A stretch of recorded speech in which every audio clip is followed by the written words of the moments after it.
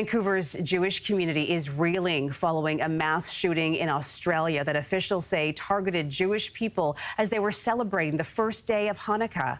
On Sunday, at least 15 people were killed, including a child, and dozens were wounded after two gunmen opened fire at Bondi Beach in Sydney.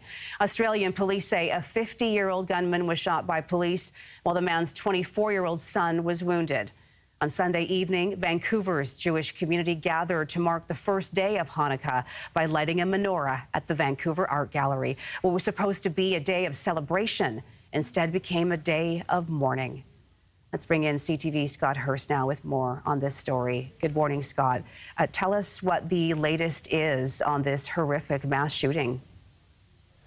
Good morning, Carrie. It is a devastating tragedy. The incident, the mass shooting targeting a Jewish holiday celebration at a location in Australia in Sydney, Bondi Beach, that is known around the world. The attack casting a shadow, as you mentioned, over the start of Hanukkah celebrations in Australia, around the world, and in this country, as you're pointing out, the celebration there in Vancouver. Here's what we know about the incident. Two gunmen opened fire at Australia's Bondi Beach, killing 15 people and wounding more than 40 others at this point. And the age range of those who were killed in this attack go all the way from just 10 years old up to 87 years old. Here's more from Australian authorities on what comes next in their investigation. Of course there will be a comprehensive inquiry. This is a massive terrorist event in Australia's largest city, targeted on Jewish Australians. We need to get to the bottom of exactly how this happened so that we can take steps to ensure that it doesn't happen again. Okay, Scott, as you mentioned, we know there were two gunmen. What do we know about them? We are starting to learn more about the gunman, but much more needs to be learned about the father and son at this point.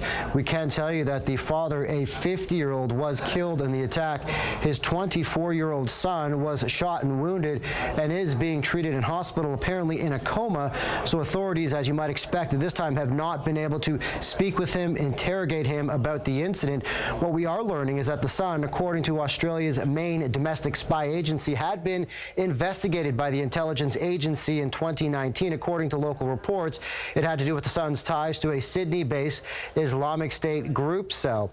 Australian Prime Minister Anthony Albanese is calling it an act of anti-Semitic terror, but it comes at a time where hate crimes targeting Jews in Australia is on the rise. Vandalism, assaults, threats, and intimidation have surged more than threefold in the country just in the first year after Hamas attacked Israel, and a wave of anti-Semitic incidents continues to roil the country, and so it is quite a concern for Australia.